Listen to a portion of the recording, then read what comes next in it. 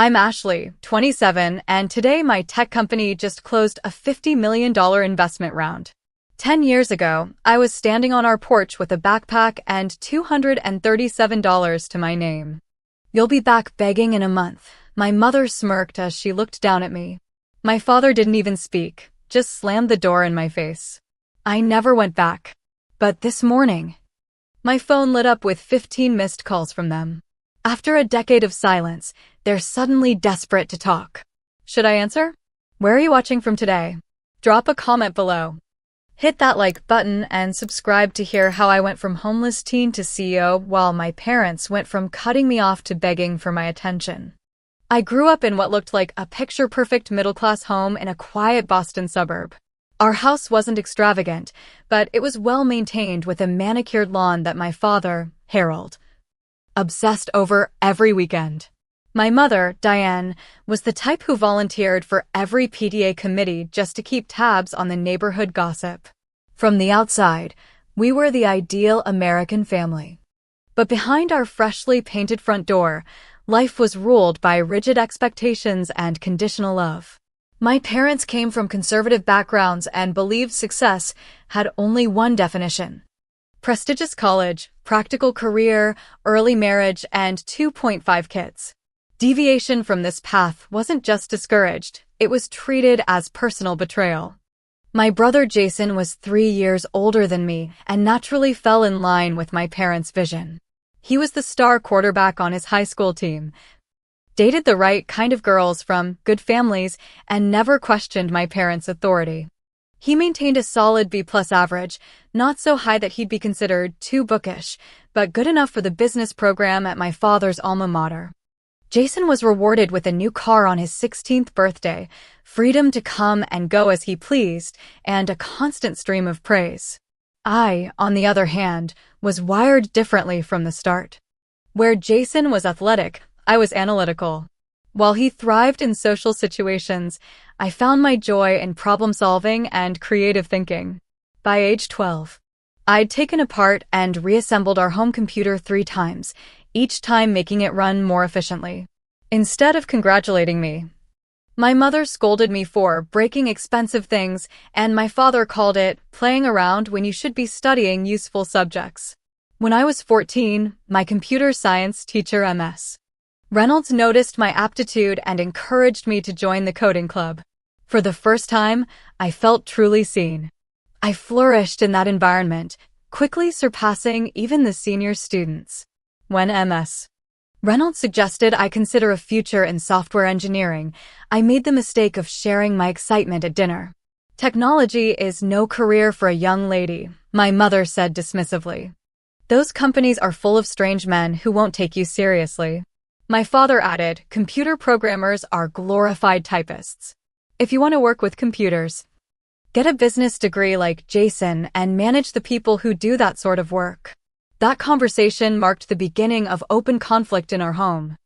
I started staying late at school to use the computer lab, telling my parents I was studying. When they insisted on knowing my grades in important subjects like English and biology, I maintained all A's just to prevent them from restricting my actual passion. By 15, I'd secured a weekend job at the local library. My parents approved because it seemed appropriately dignified, never realizing I spent most of my shifts in the reference section teaching myself Python and JavaScript from technical books. I opened a separate bank account with the help of Ms. Reynolds, who became my unofficial mentor, and started saving every dollar. My mother's approach to parenting relied heavily on emotional manipulation. When disappointed, she'd withdraw affection completely. I just don't understand how I raised a daughter who cares so little about her family's feelings, she'd say when I expressed opinions that differed from hers. She mastered the art of the backhanded compliment. You'd be so pretty if you'd just put in some effort instead of staring at screens all day. My father was less actively cruel, but equally damaging in his passivity.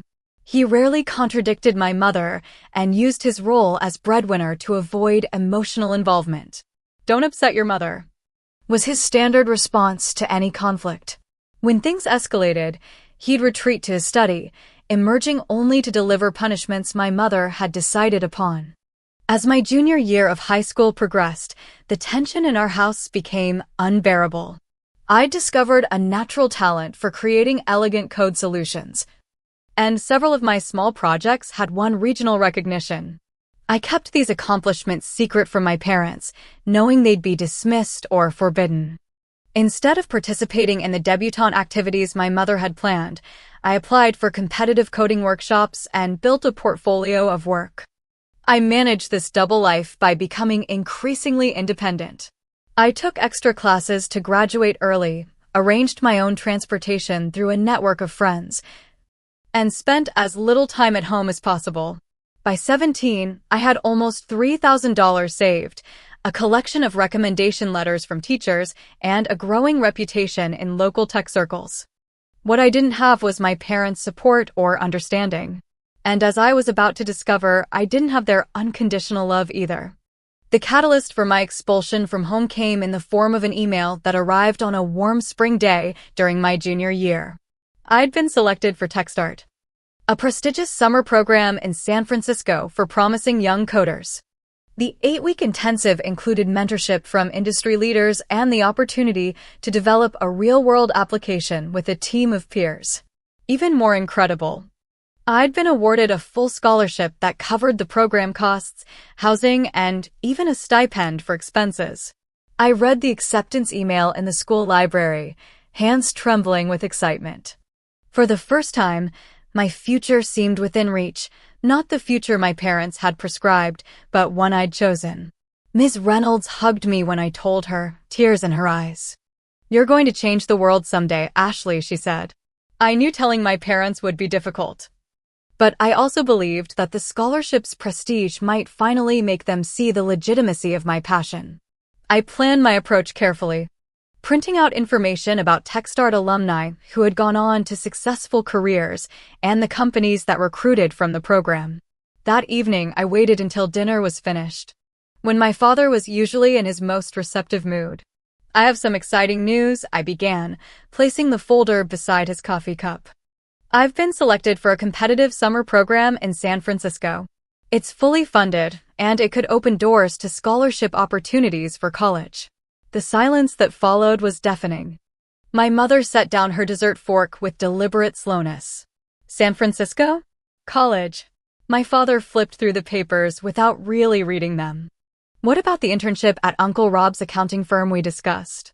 "You never mentioned applying for anything like this," my mother added, her voice taking on the dangerously calm tone I'd learned to dread. "Because I knew you wouldn't approve," I answered honestly. "But this is an amazing opportunity. Less than 5% of applicants get accepted." 5% of computer obsessives, my mother corrected. Hardly an achievement to base life decisions on. The conversation deteriorated rapidly from there. When they realized I was serious about accepting the offer, my mother demanded to know how I would pay for such a foolish escapade. When I explained it was a full scholarship, she became suspicious.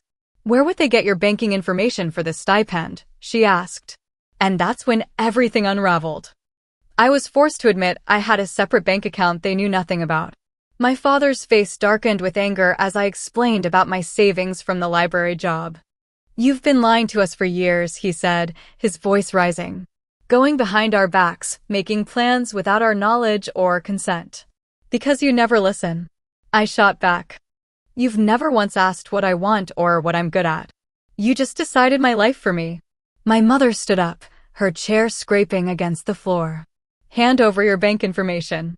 Now. If you're living under our roof, we control your finances until you're 18. That was the moment I knew I had to make a choice. Submit to their control and give up my dreams, or stand my ground and face the consequences. "No," I said simply. "That's my money that I earned. You can't have it." My mother's face twisted with fury. "As long as you're our dependent, everything you have belongs to us. Your father works hard to provide for this family, and this is how you repay us? With deception and disrespect. I've never asked Dad for a cent toward my coding. I've used my own money, my own time. Time you should have spent focusing on appropriate activities," my mother retorted. I knew that library job was a mistake. All those hours unsupervised. My father slammed his hand on the table. That's enough. Ashley, you have a choice to make right now. Either you forget this ridiculous computer camp, turn over your savings for us to manage appropriately, and recommit to the path we've laid out for you, or you can leave this house. I thought he was bluffing. Dad, please just look at what this program offers. It could set me up for scholarships to top universities. We've already discussed your college plans, my mother interrupted. Riverside State has an excellent business program, close to home, and your father's connections can secure you a place despite your unconventional interests. I don't want to study business. I want to build software that matters.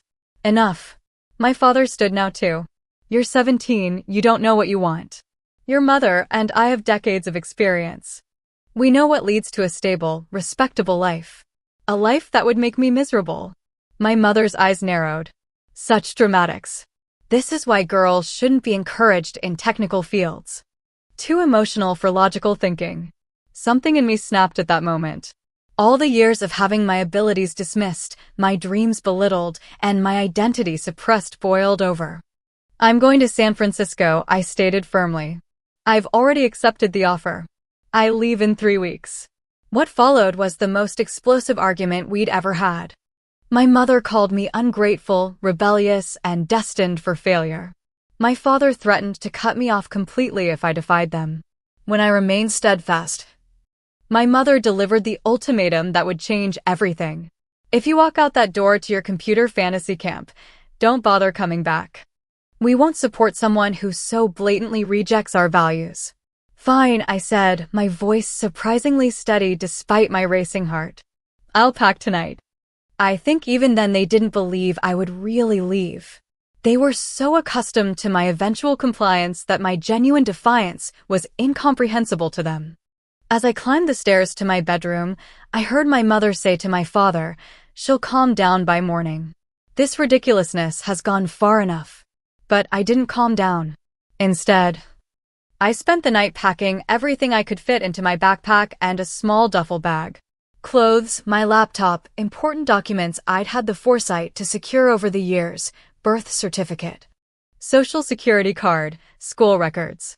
I transferred most of my savings to a new account my parents couldn't access, leaving just enough in the original to avoid overdraft fees. When I came downstairs the next morning with my bags, my parents were waiting in the living room. The shock on their faces quickly gave way to cold anger. "So this is your choice?" my father asked, his voice hard. "It is," I replied, fighting to keep my voice steady. My mother's face twisted into a cruel smile. "You'll be back begging in a month when you realize how the real world works. Don't expect a warm welcome when that happens." My father didn't even speak. He simply walked to the front door, opened it, and gestured for me to leave. As I stepped onto the porch, I heard my mother's final words. No daughter of mine would choose computers over family. Then the door slammed behind me with such force that the welcome wreath fell to the ground.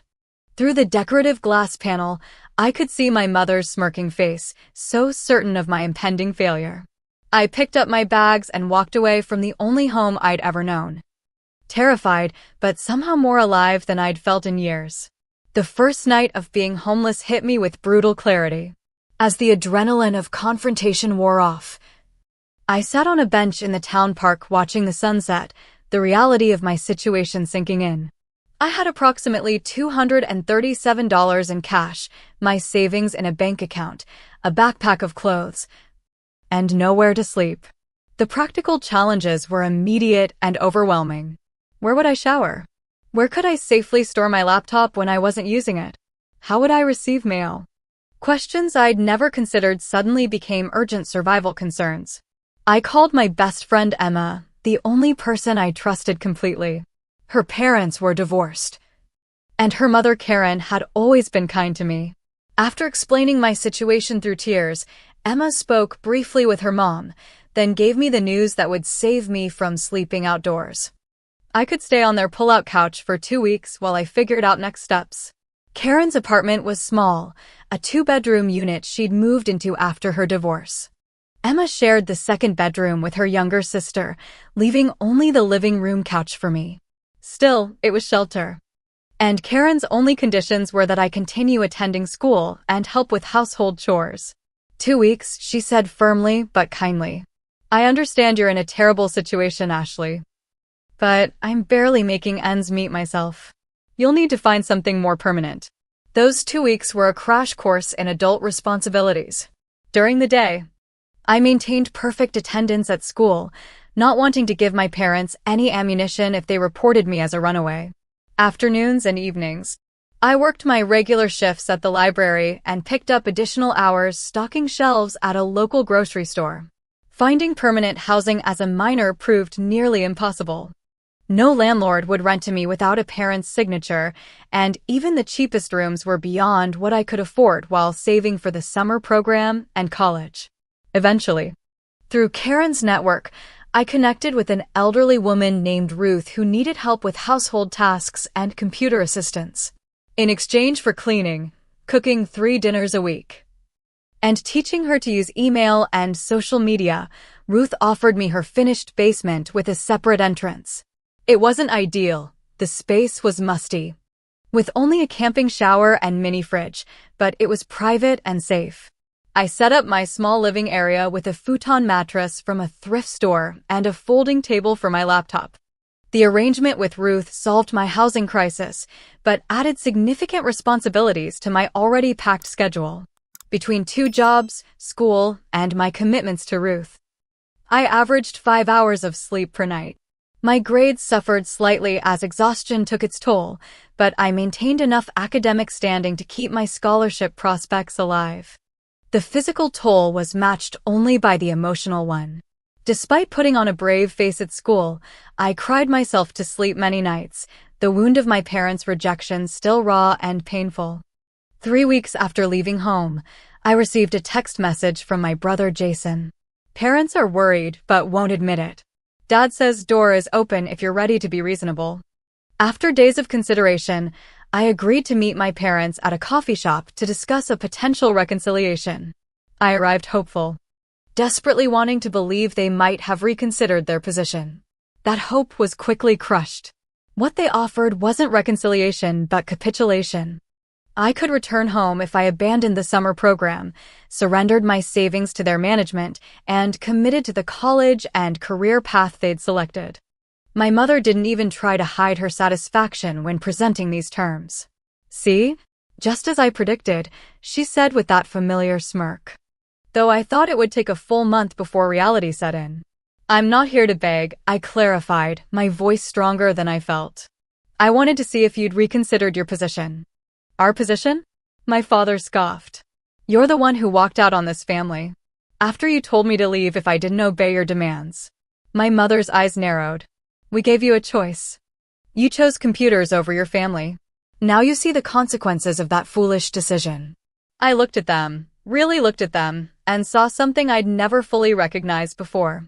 They didn't want what was best for me. They wanted what was most comfortable for them. My compliance was more important than my happiness or fulfillment. I'm doing fine, I said, gathering my things. I have housing, I'm still in school, and I'm still going to San Francisco this summer. With what money? My father challenged. Those minimum wage jobs won't cover living expenses and save for college. I stood up, suddenly feeling taller than my 5 feet 4 inches frame. I've figured it out. And I'll keep figuring it out. Without your help. As I walked away from that coffee shop, my mother called after me. Pride comes before a fall, Ashley. You'll be back when you fail. Her words ignited something in me, not just anger, but fierce determination. I would not fail. I could not fail. I would succeed not despite their lack of support, but to prove they were wrong about everything they thought they knew about me. The months that followed were grueling but productive. I secured a prestigious scholarship that would cover 75% of tuition at several excellent computer science programs. I maintained my arrangements with Ruth, who had become something of a surrogate grandmother, genuinely delighted by her newfound ability to video chat with her grandchildren thanks to my lessons. The TechStart summer program exceeded even my highest expectations. For 8 weeks, I lived in a dormitory with 20 other young programmers, all driven by genuine passion for technology. For the first time, I was surrounded by people who spoke my language and valued my abilities. Our team developed a mobile application that helped connect homeless youth with local resources, a project inspired by my own recent experiences. When the program concluded, I had 3 significant achievements: a robust portfolio of work, a network of industry contacts, and most importantly, the unshakable knowledge that I was on the right path. One of our mentors, impressed by my coding skills and work ethic, even offered me a part-time remote position I could maintain while attending college. As I boarded the plane back to Boston, I reflected on my mother's prediction that I'd be back begging within a month. Almost 6 months had passed, and not only had I survived, I was beginning to thrive. The journey ahead would still be difficult, but I'd proven to myself that I had the strength to walk it alone if necessary. My acceptance to Westfield University's computer science program came with a bittersweet realization. For the first time in my life, I had no one to share my achievement with. No proud parents to take photos on move-in day, no family dinner to celebrate this milestone. Instead, I packed my few belongings into Ruth's old suitcase and took a bus to campus alone. What I hadn't expected was the profound relief that washed over me as I entered my dormitory. After months of instability, I finally had a legitimate place to belong. My room was tiny, with institutional furniture and cinder block walls, but it represented something precious: stability. For the next 4 years, I would have guaranteed housing, access to dining halls, and most importantly, the freedom to pursue my passion without apology or justification. My roommate Zoe was a mechanical engineering major from Seattle with bright blue hair and an infectious laugh. On our first night, after I explained my abbreviated family situation, she declared, "Well, you've got a new family now. One that actually makes sense." True to her word, Zoe became my first college friend and introduced me to a circle of STEM students who approached life with curiosity rather than judgment. For the first time, my technical aptitude was considered an asset rather than an oddity. In study groups and coding labs, my contributions were valued, my insights respected. The confidence this gave me extended beyond academics, helping me develop a social identity unconstrained by my parents' narrow expectations. During my first semester, I encountered Professor Sarah Wilson, who would become the mentor I desperately needed. A pioneering woman in computer science who had battled her own share of gender bias in the field. She recognized something in me during a classroom discussion about algorithmic efficiency. "You don't just memorize solutions," she told me after class. "You understand the underlying principles and think 3 steps ahead." That's rare, even among talented students. Under her guidance, I began working on research projects that challenged me to expand my skills beyond application development into more theoretical areas of computer science. She pushed me to submit papers to undergraduate conferences and introduced me to her industry contacts. More importantly, she listened when I doubted myself, offering the kind of supportive but honest feedback my parents had never provided. Imposter syndrome is practically a prerequisite for women in tech, she told me during one particularly difficult period. The key is to acknowledge the feeling without letting it dictate your actions. The financial realities of independence continued to be challenging. Despite my scholarship, I still needed to cover living expenses and the remaining portion of tuition. I worked 20 hours weekly at the university's IT help desk while maintaining my remote position with the tech company from San Francisco. Sleep remained a luxury. But unlike my post-eviction scramble, this busy schedule had purpose and direction. Holidays presented their own emotional hurdles. As campus emptied for Thanksgiving and winter breaks, I faced the stark reality of having nowhere to go. The first Thanksgiving, I stayed in the nearly deserted dormitory, eating a microwaved turkey dinner alone in the common room. The experience was so depressing that I vowed never to repeat it.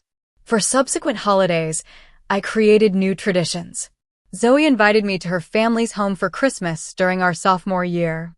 The following year, I organized a Misfit Thanksgiving for international students and others who couldn't travel home. By senior year, these gatherings had become sought-after invitations. with Professor Wilson even joining our eclectic celebration. Through these experiences, I gradually built what Zoe had aptly named my chosen family, a network of friends, mentors, and colleagues who supported me not out of obligation but genuine connection. Unlike the conditional acceptance I'd grown up with, these relationships were based on mutual respect and shared values. The summer before my senior year marked another turning point. I secured an internship at Horizon Technologies, a mid-sized company known for its innovative approach to cloud solutions. My project involved developing a more efficient method for processing large datasets, something that aligned perfectly with my research interests. By the end of the summer, my work had caught the attention of Horizon's leadership team.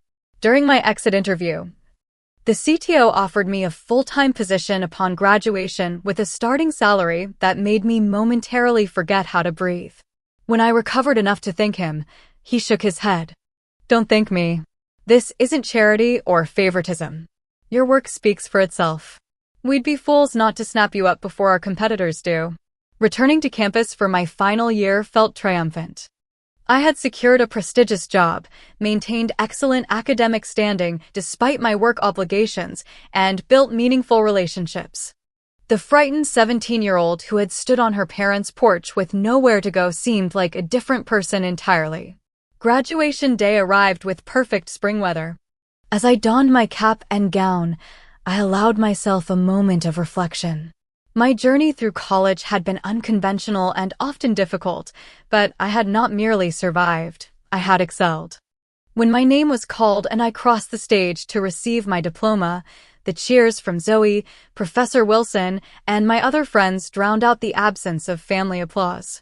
Later, at a small celebration dinner, Professor Wilson handed me a card containing a quote from Maya Angelou: "You may encounter many defeats, but you must not be defeated." Below it, she had written, "Ashley, remember that your worth was never dependent on their recognition of it. I can't wait to see what you build next." That night, alone in my dorm room for the last time, I allowed myself to cry, not from sadness, but from a complex mixture of pride, gratitude, and lingering grief for the parental support I would never have.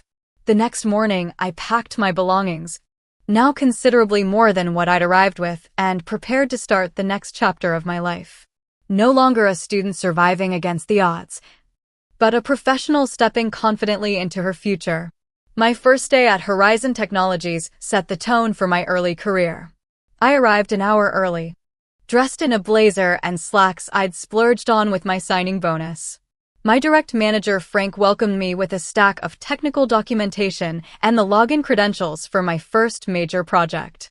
"We don't believe in easing people in with busy work," he explained. "You impressed us during your internship. Now show us what you can do with real responsibility." The learning curve was vertical. I routinely worked 12-hour days, absorbing as much knowledge as possible while proving my value to the team. My apartment, a small studio I could now afford on my own, saw little of me beyond late-night collapses into bed and early morning showers. Despite the grueling schedule, I felt energized by the challenges and validation of working in an environment where my skills were not just accepted but valued. 6 months into my position, I identified a significant inefficiency in how our software handled client data encryption. Rather than simply reporting the issue, I spent several weekends developing a potential solution. When I presented it to the senior development team, the room fell silent. This would cut processing time by approximately 60%, the lead architect finally said, reviewing my code. "Why didn't any of us see this?" "Fresh eyes," Frank suggested, but I knew it was more than that. My approach came from viewing the problem holistically rather than through the compartmentalized perspective that often develops in established teams. My encryption solution became the catalyst for a rapid professional ascent. Within 18 months at Horizon, I was promoted twice, eventually leading my own development team despite being significantly younger than most of my colleagues. The financial security that came with these advancements allowed me to finally address the emotional damage from my family estrangement. I began seeing Dr. Levine, a therapist specializing in family trauma. Our weekly sessions helped me understand how my parents' controlling behavior had shaped my worldview and relationships. I recognized patterns of perfectionism, difficulty accepting help, and a persistent fear that any failure would confirm my parents' predictions about my life choices. "You've proven your competence beyond any reasonable doubt," Dr. Levine pointed out during one session. "The question now is, who do you want to be beyond your work? What does Ashley want from life when she's not coding?" This question sparked an important phase of personal exploration. I joined a rock climbing gym, discovering a physical challenge that demanded the same problem-solving skills as programming, but in a completely different context. I enrolled in a creative writing class, giving myself permission to be a beginner at something without the pressure of excellence. I even adopted a cat named Algorithm, Allie for short. My first experience being responsible for another living creature. As I developed a more balanced life, I also began to recognize limitations in my role at Horizon. The company's focus was shifting toward enterprise solutions that, while profitable, didn't align with my interest in creating technology with broader social impact. During a company hackathon, I developed a prototype for a platform that would help small nonprofits leverage data analytics, capabilities usually only available to organizations with substantial IT budgets. The positive response to this side project planted a seed that grew over the following months. I began documenting a business concept during evenings and weekends, envisioning a company that would democratize access to powerful data tools. By my 24th birthday, I had a comprehensive business plan and enough savings to support myself for 6 months while pursuing this vision. Leaving Horizon was difficult, but necessary. Frank tried to persuade me to stay with promises of further advancement, but I had reached a point where I needed to build something truly mine. "I'm not surprised," he admitted when I submitted my resignation. "You've always seemed like someone with founder potential. Just remember us when you're looking for partnerships."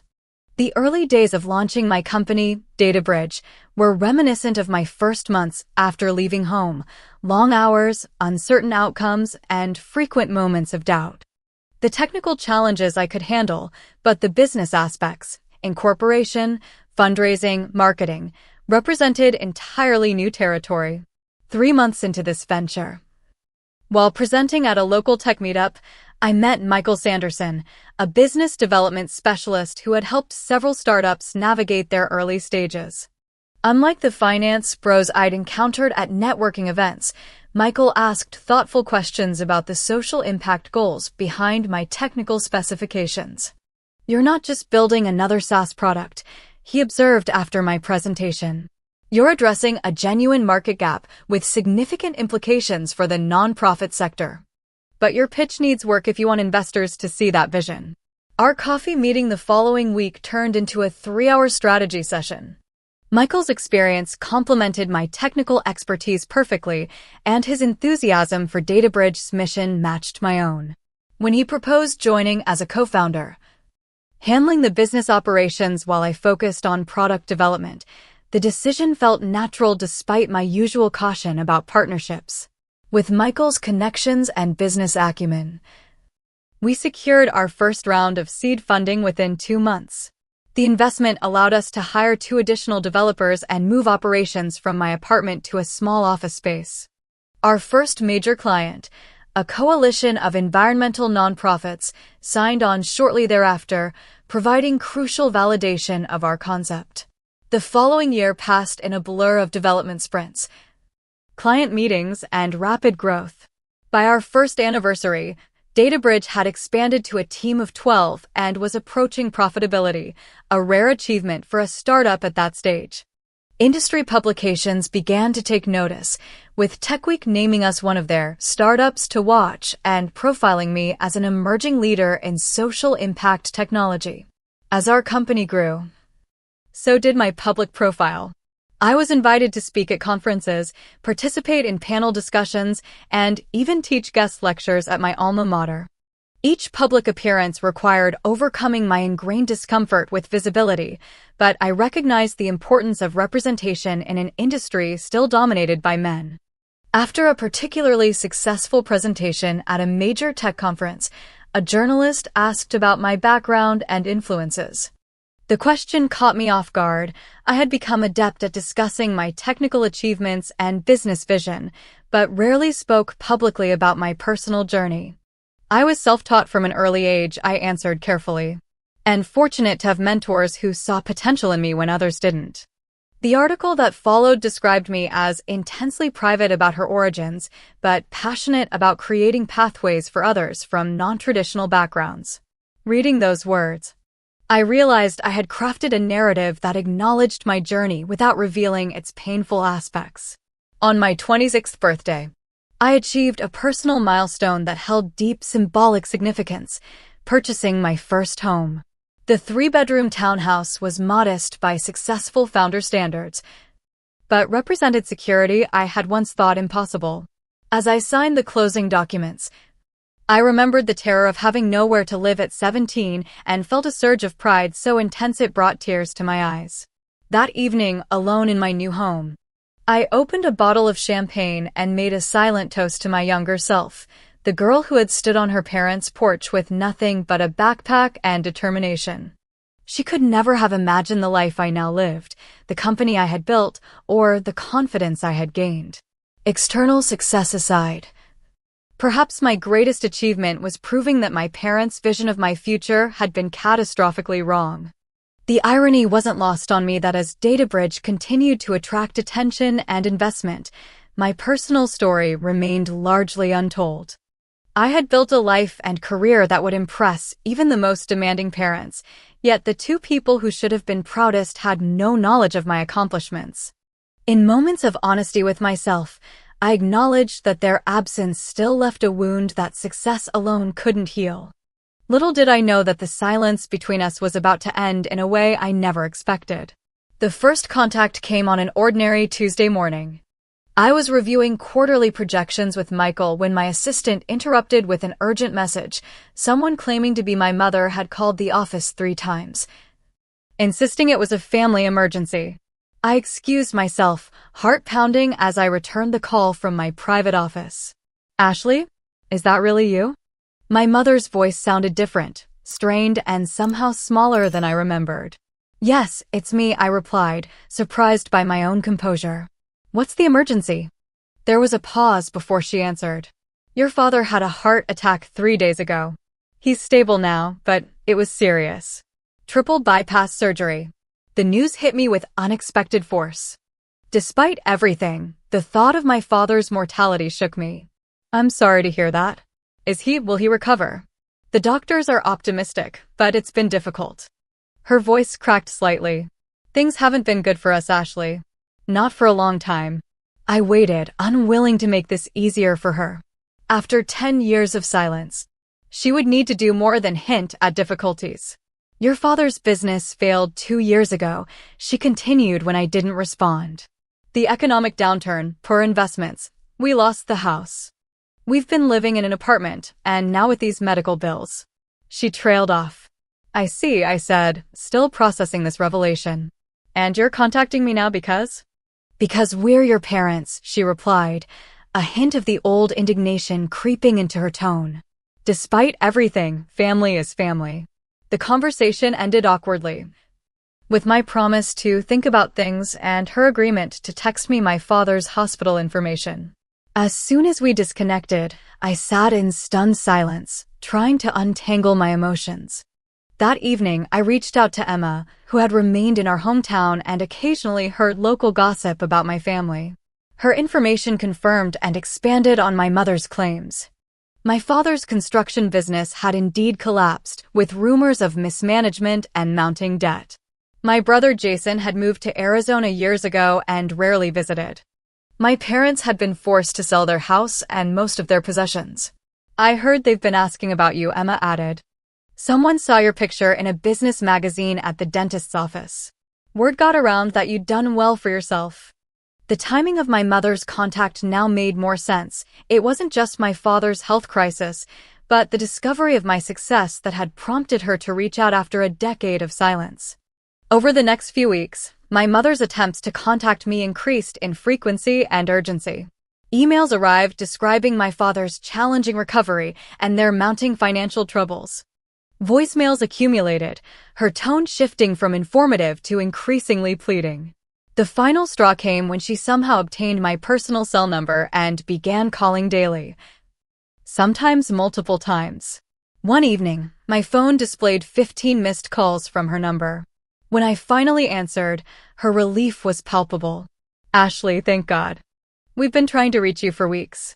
"I'm aware," I replied, keeping my voice neutral. "What exactly do you want from me, Mom?"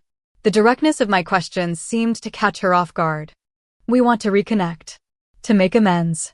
Your father's health scare has made us realize what's truly important." "And what is that exactly?" "Family," she said simply. "We're still your parents." "Ashley, nothing can change that." I almost laughed at the irony. "You seemed pretty clear about severing that relationship when you kicked me out at 17. "We were wrong," she admitted. The words clearly difficult for her. "We didn't understand your interests. But we've seen how successful you've become.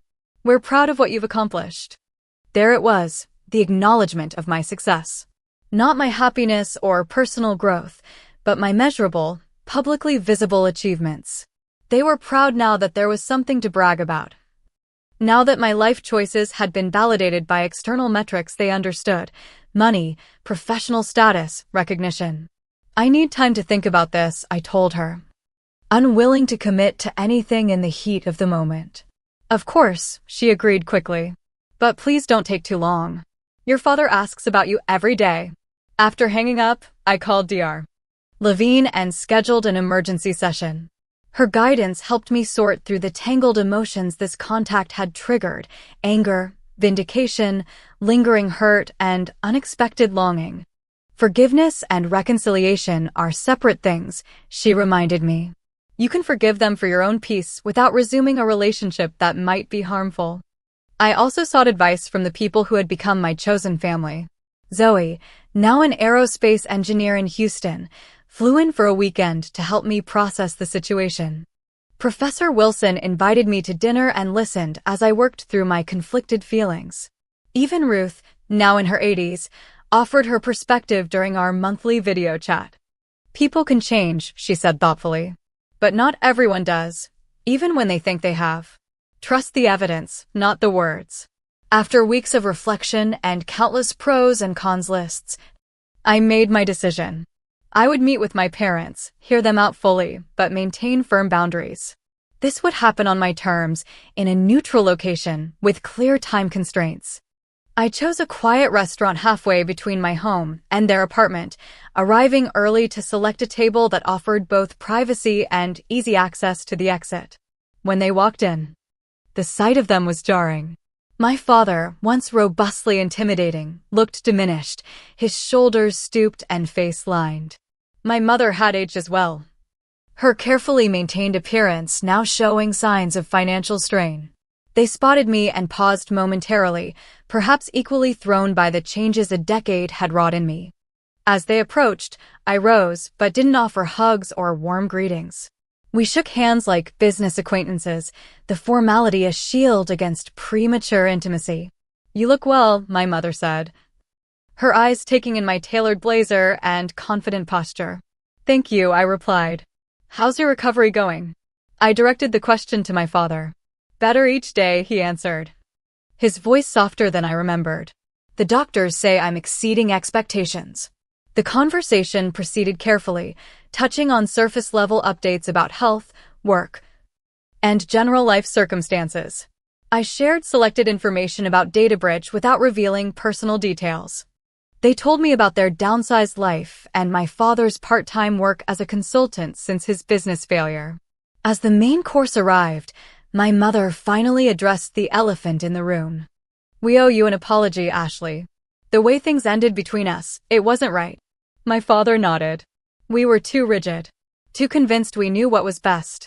"And what's changed?" I asked directly. "Besides finding out I've become successful in the field you discouraged me from pursuing." My mother's expression tightened, that familiar defensive look briefly crossing her face before she controlled it. "We've had time to reconsider many things. Losing the business, our home. It makes you realize status isn't everything. We were wrong about computers being no career for a woman, my father added.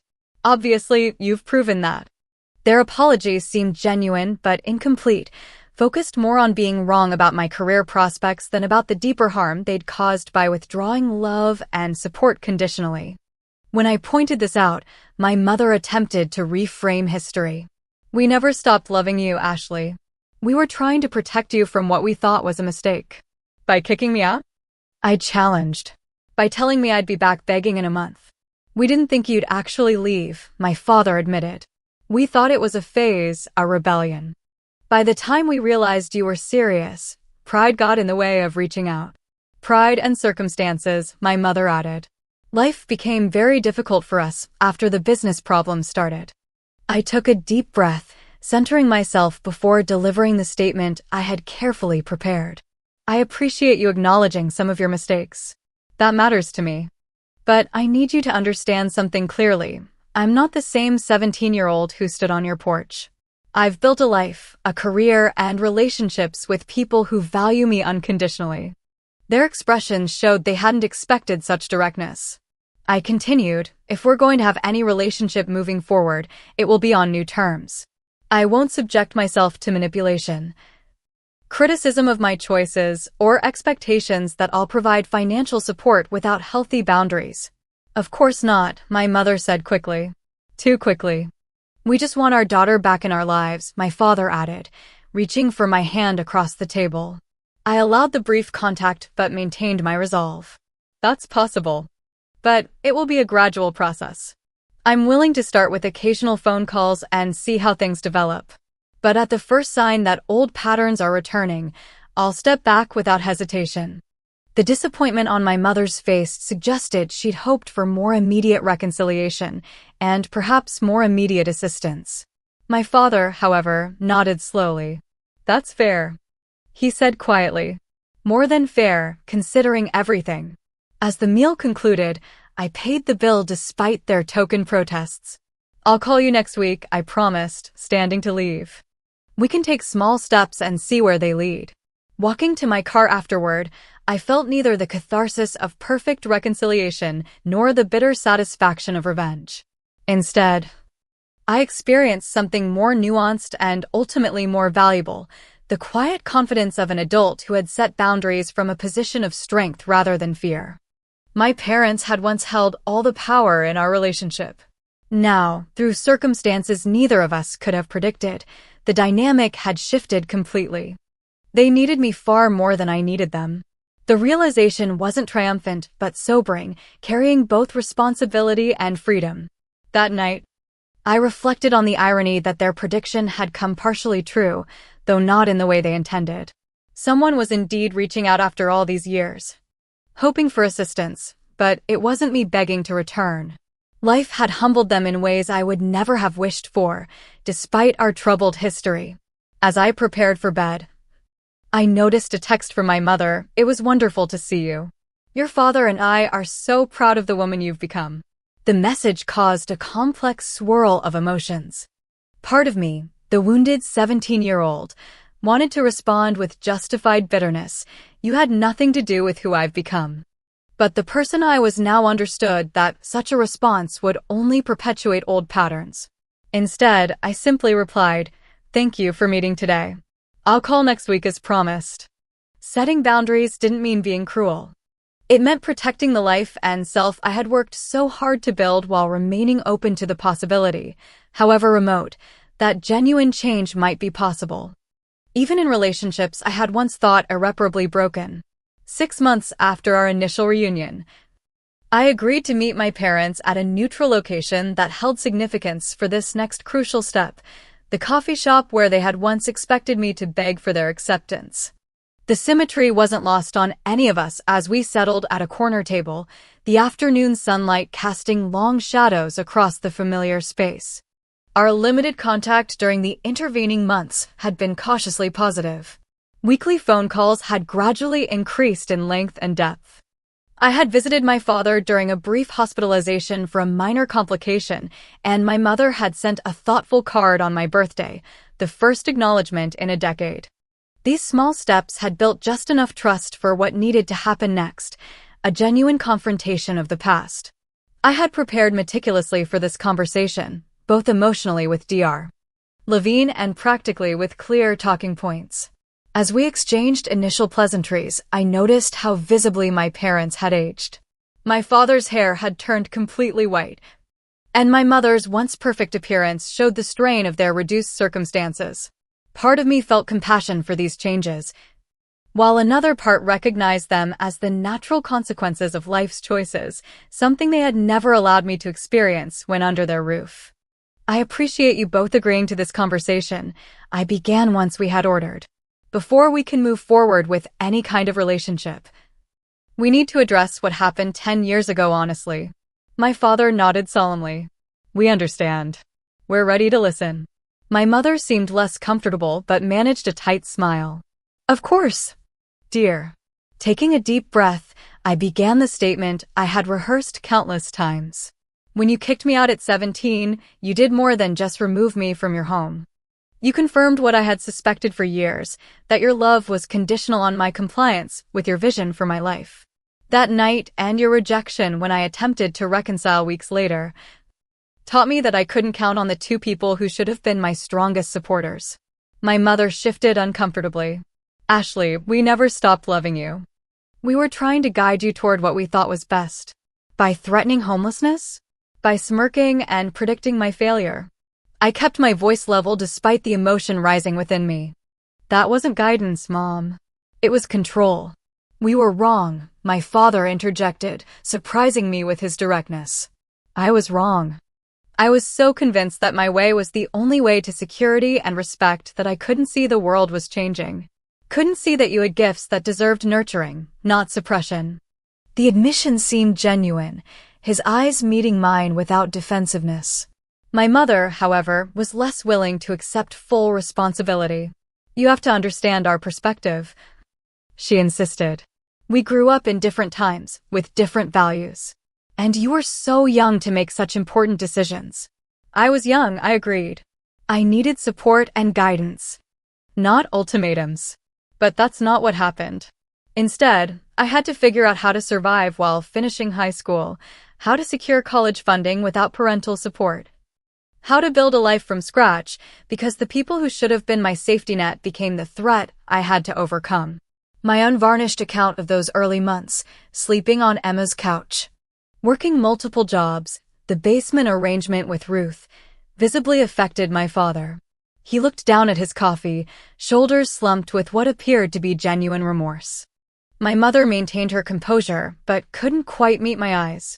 We didn't know, she said quietly. We thought you'd gone to stay with friends from that computer club. We told ourselves you were fine, that you needed to learn independence the hard way. Did you ever check? I asked.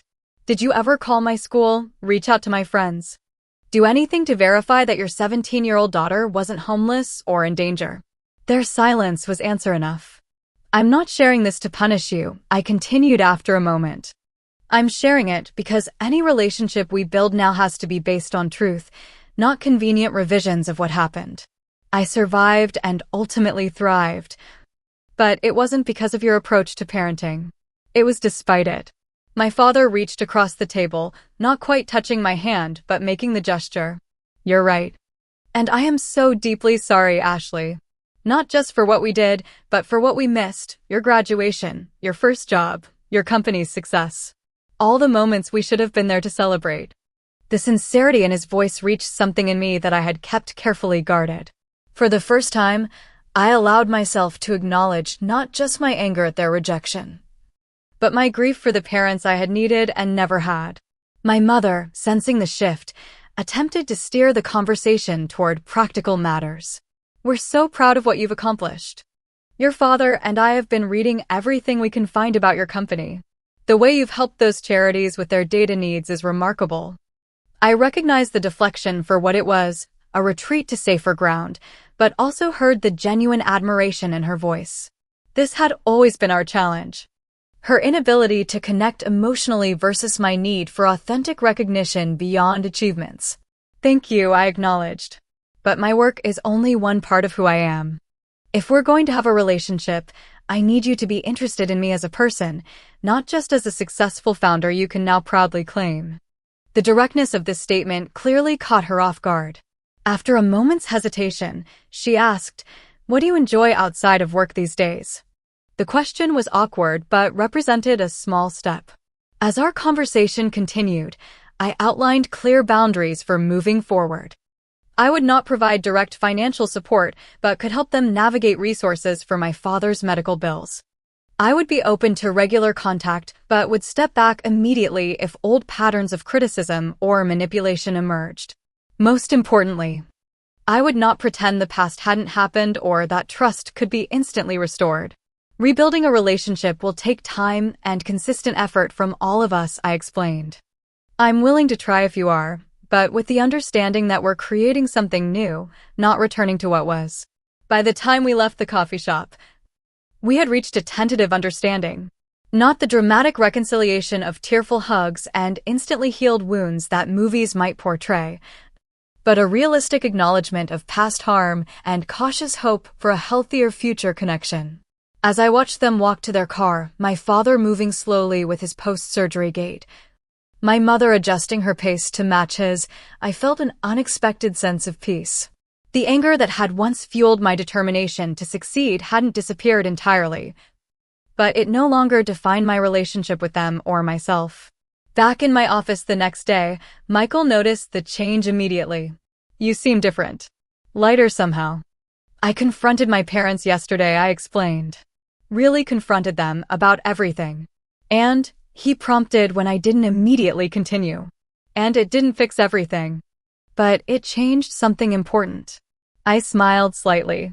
I realized I don't need their approval anymore. I don't even need their complete understanding. What I needed was to speak my truth and set my boundaries. In the months that followed, we established a new kind of relationship, not the close bond some families enjoy, but a respectful connection that acknowledged both our shared history and separate journeys. My father, humbled by health challenges and business failure, showed genuine interest in understanding my work and life. My mother tried in her way, though old habits occasionally surfaced in comments or expectations I needed to address directly. On the first anniversary of our reunion, I invited them to tour Databridge's offices, their first visit to my professional world. Watching their reactions as employees greeted me with obvious respect, as Michael walked them through our client success stories, I recognized the complexity of the moment. Their pride was now genuine, but it came too late to claim credit for the path I had forged without them. Later that evening, at dinner in my home, my father raised his glass in a toast to Ashley, who succeeded not because of our wisdom, but because of her own strength and determination. The acknowledgement brought unexpected tears to my eyes, not because I still needed his validation, but because it represented a truth we could finally share. Looking back on my journey from that terrified 17-year-old to the confident 30-year-old I am today, I understand that the cruel words my mother spoke on our porch contained an unintended gift. "You'll be back begging in a month," she had predicted, never imagining that her words would ignite a determination that would carry me through every subsequent challenge. The greatest victory wasn't proving her wrong about my career path.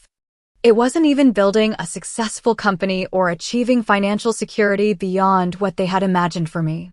The real triumph was discovering my own resilience, building genuine connections based on mutual respect rather than obligation, and learning that family, whether biological or chosen, should nurture your authentic self, not demand its surrender. Today, my relationship with my parents continues to evolve within the boundaries I've established. I've chosen to allow them a place in my life without giving them power over my sense of worth or happiness. This balance represents perhaps the most important lesson of my journey. That forgiveness doesn't require forgetting, that compassion doesn't demand vulnerability, and that the family we create through our choices can be more nurturing than the one we're born into. What about you? Have you ever had to make difficult decisions about family relationships? Have you struggled with conditional love or had to set boundaries with parents? Share your experiences in the comments below. And if my story resonated with you, please like this video and subscribe to the channel for more authentic conversations about overcoming life's challenges. Remember that your worth isn't determined by others' recognition of it. Sometimes the people who should see your value most clearly are the ones least equipped to do so. Thank you for listening to my story, and I wish you strength in writing your own.